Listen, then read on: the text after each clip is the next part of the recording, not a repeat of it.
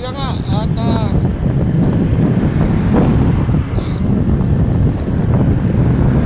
tayo ng ube.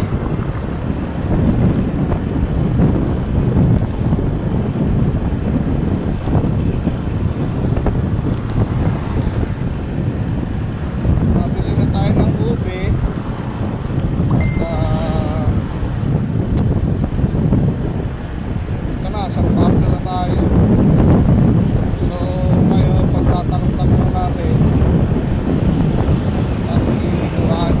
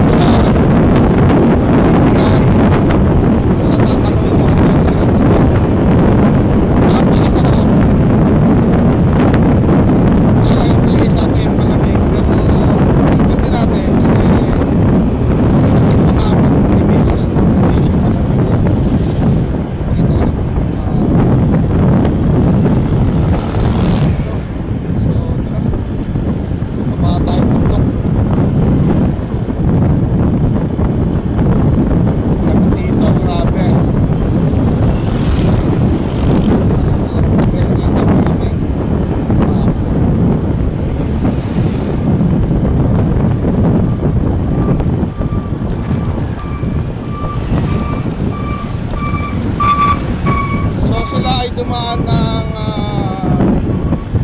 Batangas. So expected ko din yung dadaan sa may SM San Juan. Dinadaan doon ano rin sa headquarters ni headquarters ni President si ating Governor Sol Aragones. Bakit nga pala mabalik tayo doon? Share ko lang, no? Luzon kasi kahit hindi nanalo yung nakaraang eleksyon, dire-diretso sa pagtulong yun, hindi siya nahinto. Natapos niya ng 9 years in term niya bilang congresswoman. Walang kung 4th district pa yun, 5th district, basta naging congressman siya.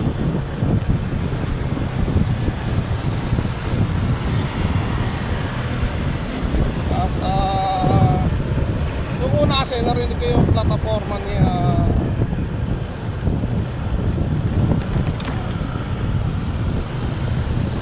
ni Ramil as congressman at si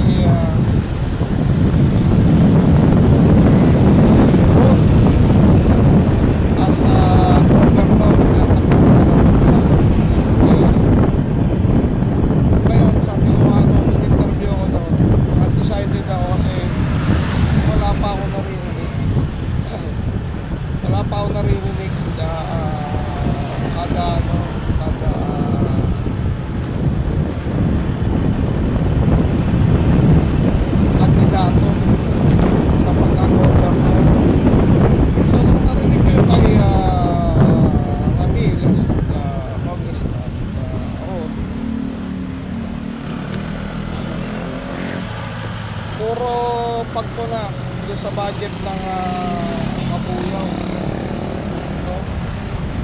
So, hindi ko na para hindi ko na gustuhan. Hindi lang isang bobo sa kanila. Sa, siyempre, ihikayat ka ng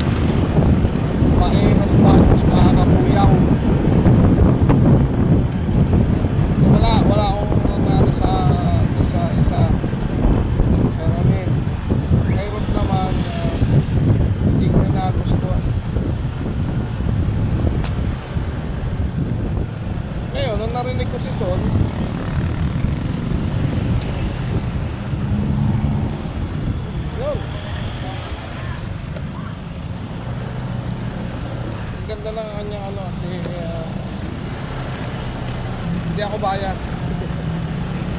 Sabihin yung bias ako kasi napinoto ko eh.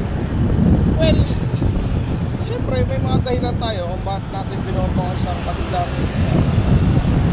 Base lang ako, base lang din ako sa narinig ko sa mga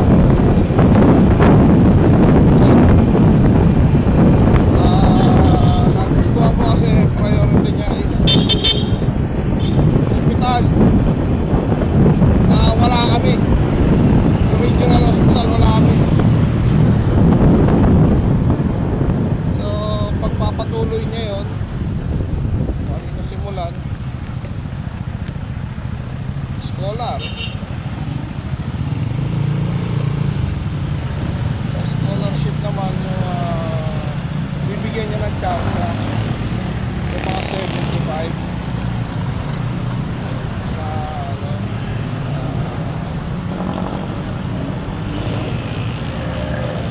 75 na grade. So